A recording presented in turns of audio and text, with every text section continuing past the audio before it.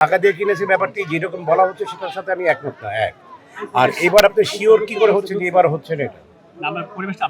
এমনি পরিবেশ আনডাউট is very good. আমি প্রথমে বলেছি আনডাউটলি গুড, চমৎকার লাগছে। এক কথা বলবো যে অনেক সুন্দর।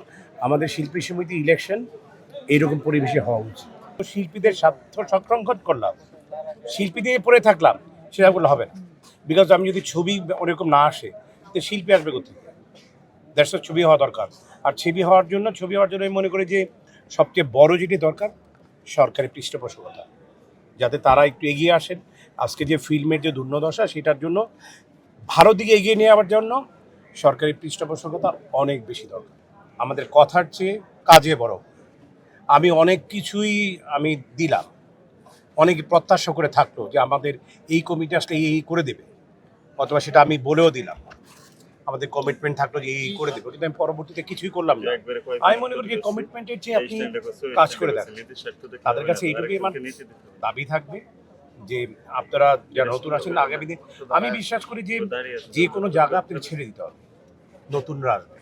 নতুনদের উদ্দেশ্যে শুধু এটি বলবো, বি অনেস্ট, সৎ থাকবেন, কর্মের প্রতি নিষ্ঠার সাথে কাজ করবেন, এবং শিল্পী সমিতি এগিয়ে নিয়ে যাবার সাথে সাথে যাতে চলচ্চিত্রের যে আজকে খুবই একটি বাজে অবস্থা আছে এটার পরিবর্তন করে সামনে কি করে সুন্দরভাবে চলচ্চিত্রকে এগিয়ে নিয়ে যাওয়া যাবে এই ব্যাপারে আমাদের চিন্তা করো। অলওয়েজ ছিলাম, আছি, এবং মরার আগের দিন মতো হবে। বিকজ এই যে আজকে দেন ইন্ট্রুসিভ, আজকে এতগুলো ক্যামেরা আপনারা কথা বলছেন, আমি রুবেন না এতগুলো ক্যামেরা কথা বলতেন না।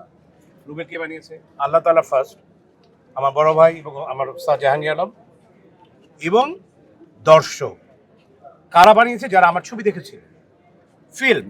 সো ফিল্মের বাইরে তো আমি কিছু না, আমি আমার যাবতীয় যা কিছু আছে সব কিছু ফিল্মে। সো ফিল্মের প্রতি সবসময় একটা শ্রদ্ধা ভালোবাসা ছিল, আছে, মৃত্যুর আগের দিন পর্যন্ত থাকবে। এবং এইখানে যখনই কোনো কর্মের জন্য আমাকে ডাকা হবে ফিল্মের বেটারমেন্টের জন্য, আই উইল বি হিয়ার। আমি অবশ্যই এখানে থাকবো। ওই ধরনের যদি হ্যাঁ বলেছে কয়েক জায়গায়, কিন্তু ওইটা আমার মনস্ফূত হয়নি।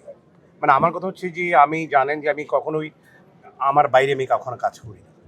মানে আমি একটা ফর্মুলার মধ্যে থাকি, অনেকে থাকে না কিন্তু আমি থাকি যে এইরকম হলে আমি করবো। সো আমাকে নিয়ে বেস করে যদি গল্প করে তাহলে আমি আনডাউটলি করবো, মানে করবো না, আছে কিন্তু বলবো না।